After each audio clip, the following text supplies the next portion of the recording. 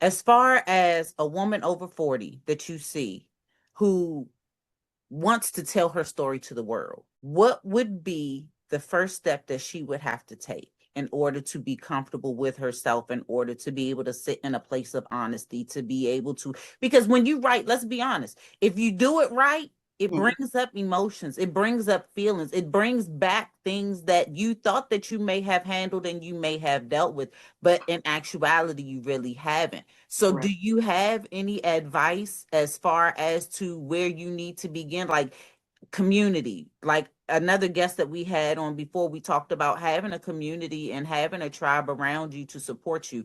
What would your suggestion be about that? So I definitely think finding your tribe. I think it's, and if you don't have one, I think it's about creating one where you create or you have a safe space to say the things out loud that you're feeling. And by safe, I mean a non-judgmental space. So you're in a community, even if it's just one other person, a trusted friend, family member, whoever, that can be also be objective. And right, so there you want to say things that may not be all that pretty, because the truth is not pretty oftentimes, and that they can hold that space for you and bear witness to what you are feeling.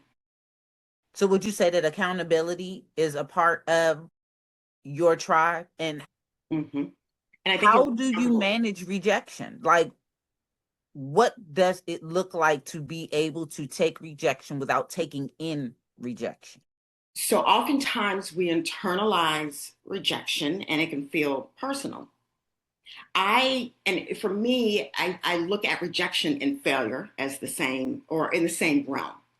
And for me, what I say is, what is there if you strip back maybe the emotional response to rejection, if you distill that down, what is left, and what is left for you to look at and maybe learn from. I think there needs to be, and again, this is, depending on the context, depending on what the situation is. But I feel like if someone is rejecting you, then perhaps you might want to ask yourself, particularly maybe let's say it's a friend, like, let me take a step back and let me look at this through a different lens, right?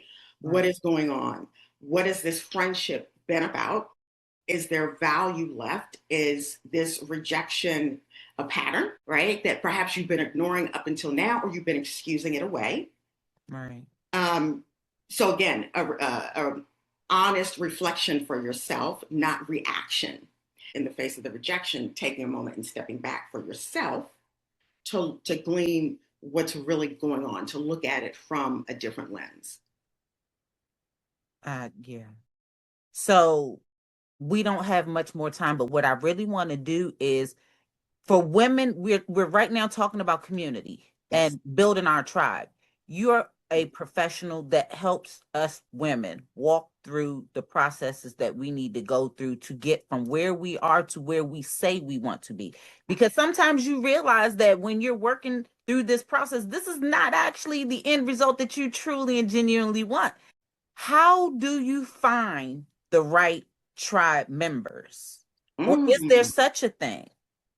I believe there is. And what I believe in terms of the women I work with, it really is about holding space for one another, not judging one another. I think it is about making sure that everyone feels safe to use their voice, to say the things out loud that people can, and in a space where people can ask questions like, what's behind this feeling? Where do you want to go with this? How do you want to work through this feeling?